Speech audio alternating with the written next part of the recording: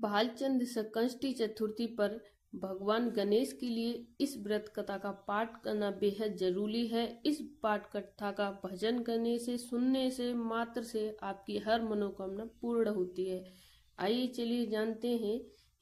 वैदिक पंचांग के अनुसार चैत्र मास में जो संकष्टी चतुर्थी पड़ती है उसको भालचंद्र संकष्टी चतुर्थी के नाम से जाना जाता है। यह संकष्टी चतुर्थी का व्रत भगवान भोलेनाथ के अनुज पुत्र भगवान गणेश को समर्पित है। इस साल भालचंद्र संकष्टी चतुर्थी का व्रत 17 मार्च को रखा जाएगा। वहीं इस दिन भगवान गणेश की विशेष पूजा अर्चना करने का विधान भी है।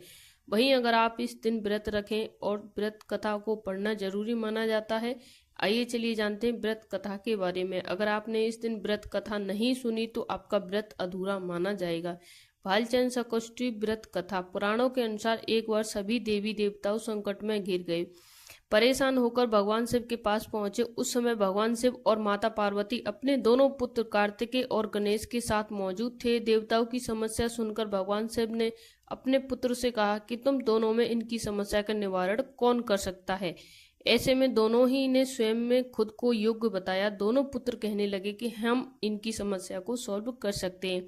भगवान शिव असमंजस में पड़ गए कि मैं किस बच्चे को भेजूं, किसको नहीं भेजूं, किसे कार्य सौंपा जाए, किसे नहीं सौंपा जाए। ऐसे में भगवान शिव ने एक तरकीब निकाली और अपने पुत्रों से कहा, तुम दोनों में से जो सबसे पहले इस पूरी पृथ्वी का चक्कर लगाकर आएगा वही देवताओं की मदद करने जाएगा। शिव जी की बात सुनते ही कार्तिकेय अपने वाहन मोर पर बैठकर निकल गए।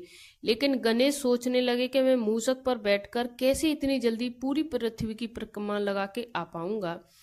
बहुत सोच विचार करके उन्होंने अपने स्थान से उठकर भगवान शिव और माता पार्वती के गोल गोल चक्र लगाकर और वो अपने स्थान पर ही बैठ गए। भगवान शिव ने गणेश जी से परिक्रमा न करने के कारण पूछा तो उन्होंने कहा कि माता के चरणों में ही समस्त लोक है। उनके जवाब से भगवान शिव प्रसन्न हो गए और उन्हें देवता की मदद करने का कार्य सौंप ही दिया।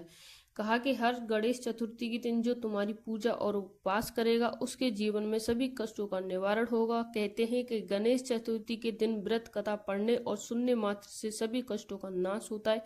इसलिए आपको विशेष रूप से भगवान गणेश के लिए उनकी जो कथा है वो जरूर सुननी चाहिए। अगर आपके घर पे कोई पाठ है वो भी करना चाहिए।